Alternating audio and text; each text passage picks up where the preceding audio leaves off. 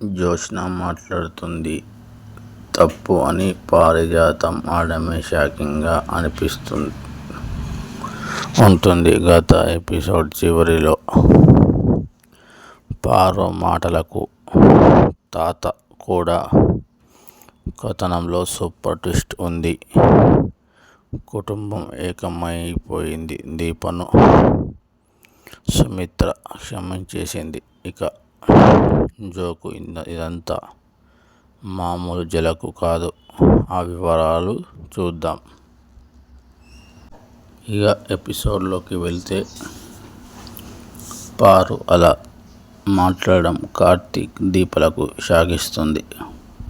పారు ఎప్పుడు జ్యోత్స్నను వెనకేసుకొస్తుంది కదా, మరి ఇప్పుడేంటి ఇలా మాట్లాడుతుంది అని కార్తీక్. ఈ పారిజాతం గారు జ్యోత్స్నల కొత్త డ్రామా ఏమీ మొదలుపెట్టడం లేదు కదా అని దీప మనసులో అనుకుంటారు. ఎవరి వ్యక్తిత్వమైన విషయం మనకు అవసరం లేదు జ్యోత్స్న, అది తప్పు అని సుమిత్ర కూడా జోకి గట్టి పెడుతుంది. ఇక అప్పుడే కార్తీక్ కోపంగా ఇంకెప్పుడు అలాంటి మాటలు మాట్లాడద్దు జ్యోత్స్న అంటాడు. తాత సరే తాత అంటుంది జో. మనం మౌనంగా చూడు జ్యోత్స్న. శౌర్యను నా కూతురే. ఒక మగాడిక పెళ్ళి అయి పిల్లలు పుట్టాక భార్య చనిపోతే ఆ పిల్లల్ని చూసుకోవడానికి ఆ భర్త మళ్ళీ మరో పెళ్ళి చేసుకోనుంటే అనుకో, అప్పుడు ఆ పిల్ల కన్న తల్లిగానే చూస్తుందా కదా.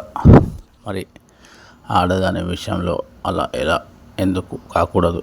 భర్త లేని ఆడదాన్ని పెళ్లి చేసుకొని ఆ పిల్లని నా పిల్లలు అనుకోవడం ఎలా తప్పు అవుతుంది?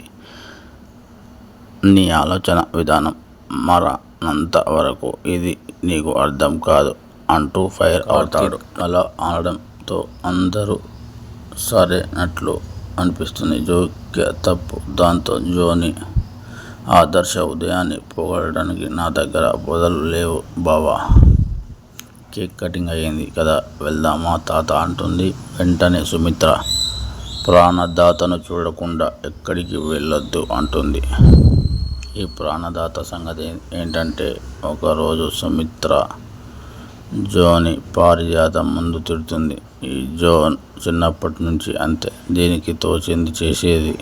ఒక్కసారి మన కార్తీక్ ప్రాణాల మీదకు తెచ్చింది, అప్పుడు ఒక అమ్మాయి కాపాడింది అని చెప్తుంటే దీన్ని విన్న కార్తీక్ దగ్గరకు వెళ్ళి, అత్త ఆ అమ్మాయిని నేనే మళ్ళీ కలిశాను, నువ్వు కలిస్తే ఏం చేస్తావు అని అడుగుతాడు. కావాలనే రుణం తీర్చుకుంటాను అని ఎమోషనల్గా మాట్లాడుతుంది. ఆ రోజే సుమిత్రకు కార్తీక్ మాటిస్తాడు. ఆ రోజు ఆ అమ్మాయి లాకెట్ నా దగ్గరే ఉండిపోయింది కదా అత్త,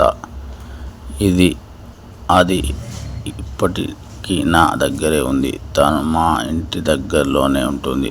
తనని నువ్వు చూస్తే చాలా ఆనందిస్తావు. తనని చూపించాక నేను కోరింది నువ్వు చేయాలి అని మాట ఇచ్చి మాట తీసుకొని వదిలిపెడతాడు. అప్పటి నుంచి ఆ ప్రాణదాత ఎవరో అని జో కూడా తల పట్టుకుంటుంది. ఇక శౌర్య బర్త్డేకి వచ్చిన సుమిత్ర, నేను శౌర్య బర్త్డే గురించి కాదు, ఆ ప్రాణదాత గురించి కూడా వచ్చాను, కలిసి వెళ్తాను అంటుంది కూడా. కార్తీక్ని ప్రాణదాత వస్తుంది, ఫోన్ చేశావా అంటుంది. సుమిత్ర చేశాను అత్త, వస్తుంది, కేక్ తింటూ ఉండండి వచ్చేస్తుంది అని లోపలికి వెళ్తాడు. దీప అందరికీ కేక్ కట్ చేసి ఇస్తుంది. మనసులో మాత్రం ఆ ప్రాణదాత నేనే కదా వస్తుంది అంటేంటి బావ, ఏం చేసినా మంచే చేస్తాడులే అనుకుంటూ ఉంటుంది. ఇక కాసేపటికి కార్తీక్ సుమిత్ర దగ్గరకు వస్తే ప్రాణదాత వచ్చేదేమో అని ఆత్రంగా చూస్తూ ఉంటుంది. అత్త, నా ప్రాణదాత వచ్చే ముందు నీకొకటి చూపించాలి అని జేబులో నుంచి దీప చిన్నప్పటి ఫోటో తీసి చూపిస్తాడు. దాని చేతిలోకి తీసుకుంటుంది సుమిత్ర. అది కాస్త దూరం నుంచి చూసిన అనసూయ అది దీప చిన్నప్పటి ఫోటో కదా అనుకుంటూ ఉంటుంది మనసులో. ఈలోపు అంతా సుమిత్ర దగ్గరకు వస్తారు. నిన్ను ఆ రోజు కోనేటిలోకి మునిగి పోకుండా కాపాడింది ఈ పాపేరా అంటుంది సుమిత్ర. అనసూయ షాక్ అవుతుంది. సుమిత్ర మాట్లాడుతూనే ఉంటుంది. ఆ రోజు ఏం జరిగిందో నాకు చాలా స్పష్టంగా గుర్తుంది అంటూ ఆ రోజు చిన్ననాటి దీపను గుర్తు చేసుకుంటుంది. అప్పుడే దీప సుమిత్రను అమ్మ నాన్న మాట గుర్తు చేసుకుంటుంది. అది చూసిన జో కూడా అవును ఈ పాపే బావను కాపాడిందని మనసులో అనుకుంటుంది రగిలిపోతూ. వెంటనే శ్రీధర్ కూడా మనస్ఫూర్తిగా నవ్వుతూ ఆ పాపనే నేను కాపాడిందని చెల్లెమ్మ గుర్తుపెట్టుకో. ఇంకెందుకు ఆలస్యం, ఆ మనిషిని మా ముందుకి తీసుకుని రా.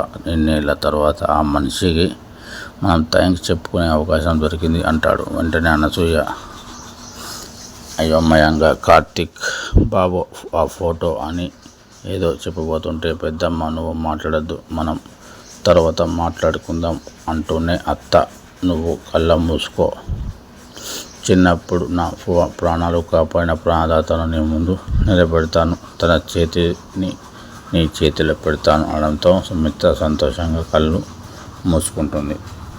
దీప టెన్షన్ పడుతూ ఉంటుంది. సుమిత్ర కళ్ళు మూసుకుంటుంది. వెంటనే కార్తీక్ అందరితో నా ప్రాణదాతను అత్త చూసేంత వరకు మీరెవ్వరూ మాట్లాడకూడదు, అదే నా షరతు అంటాడు. ఏయ్ రెడీ నువ్వు కూడా అంటాడు కార్తీక్. అలాగే నాన్న, శౌర్య ఈజ్ ఏ గుడ్ గర్ల్ అంటుంది. అందరూ అలా చూస్తూనే ఉండండి, నా ప్రాణదాతను తీసుకొస్తా అంటూ కార్తీక్ వెనక్కి అడుగులు వేసుకుంటూ దీప చేతిని పట్టుకుంటాడు. బిత్తరపోతుంది జో.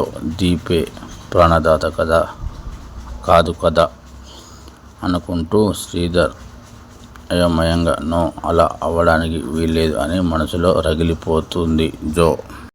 అంత షాక్ అవుతున్న తరుణంలో కార్తీక్ దీపను సుమిత్రను ముందుకు తీసుకొచ్చి సుమిత్ర చేతిలో దీప చేతిని ఉంచి తననే ప్రాణదాత కళ్ళు తెరువు అత్త అంటాడు. కళ్ళు తెరిచిన సుమిత్ర బిత్తిరిపోతుంది. కాదు దీప నీ ప్రాణదాత కాదు, నీ భార్య అని నా దృష్టిలో గొప్ప దాన్ని చేయడానికి అలా అబద్ధం చెప్తున్నావు అంటుంది.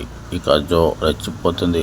ఎస్ మమ్మీ, దీప ప్రాణదాత అయితే నిన్ను చూసిన వెంటనే గుర్తుపట్టాలి కదా అంటూ లాజిక్ మాట్లాడుతుంది. నువ్వు చాలా స్మార్ట్ చిన్న మరదలా, అందుకే ఇలాంటి దగ్గర మరో ఆధారం కూడా ఉంది అంటాడు కార్తీక్ నవ్వుతూ మరో ఫోటో తీస్తూ ఆ ఫోటో చూపిస్తూ. ఇగో ఇప్పుడేమంటావు అత్త, ఆ ఫోటో చూసి తానే నా ప్రాణదాత అని గుర్తొచ్చావా కదా, మరి ఇప్పుడు కుబేర్ గారి పక్కన ఉన్న అమ్మాయి ఎవరు గుర్తొచ్చేలావా అంటాడు. రెండు గమనించి తనే ఈ అమ్మాయి అంటుంది సుమిత్ర. వెంట జో ఆ అవకాశమే లేదు, తానే ప్రాణదాత అయినప్పుడు మా మమ్మీని మొదటిసారి చూసినప్పుడు దీప మమ్మీని గుర్తుపట్టాలి కదా అంటుంది తెలివిగా. దాంతో దీప ఆ రోజు చావాలో బతకాలో తెలియని పరిస్థితి నాది. అప్పటికి నేను సుమిత్ర గారిని అడిగాను, మమ్మల్ని ఎక్కడో చూసినట్లు ఉందని అంటూ సీన్ గుర్తు చేస్తుంది. నిజమే అంటుంది సుమిత్ర షాక్లో నుంచి తేరుకుంటుంది. ఇక దీప ప్రాణదాత అని అందరికీ నమ్మకం వస్తుంది. శివనారాయణ, దశరథ్ అంతా సంతోషిస్తారు. శ్రీధర్ కూడా సంతోషంగానే చూస్తాడు. అప్పుడే అనసూయ కూడా ఈ లాకెట్ 2-3 సార్లు శౌర్య దగ్గర చూశాను, సేమ్ మా అమ్మజోలి కుబేర్ భార్య లాకెట్లానే ఉంది అనుకున్నాను, కానీ 2 ఒకటే అనుకోలేదు బాబు అంటుంది నవ్వుతూ. అప్పుడే దీప నాకు కార్తీక్ బాబు నా ఫోటోని లాకెట్ని చూపించి జరిగింది చెప్పాక నాకు అంతా గుర్తొచ్చింది అంటుంది దీప. తనే నా ప్రాణదాన్ని, నన్ను చిన్నప్పుడు కాపాడకపోయి ఉంటే నేను మీ ముందు ఉండేవాడిని కాదు. అంతా లాకెట్ వేయి తన మెడలో మాట ఇచ్చావు కదా అంటాడు కార్తీక్. దాంతో సుమిత్ర లాకెట్ తీసుకుంటుంది. శివనారాయణ కూడా సంబరంగా సుమిత్ర లాకెట్ తన మెడలో వేయి నువ్వు కార్తీక్ ప్రాణాలు పోగొట్టావు అనే నింద పడకుండా 8 ఏళ్ల వయసులో కాపాడింది తనని మనం అంతా గౌరవించాలి అంటాడు.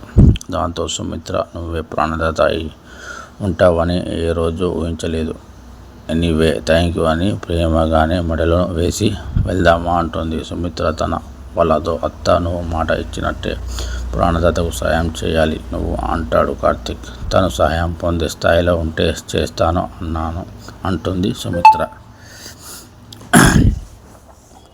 తనకు ఏ సాయం కావాలి, తను బాగానే ఉంది కదా అంటుంది సుమిత్ర. తనని నువ్వు క్షమించాలి అత్త, తనని ఎప్పటి ఇలానే నువ్వు అందరినీ ఆదరించాలి అంటుంది కార్తీక్.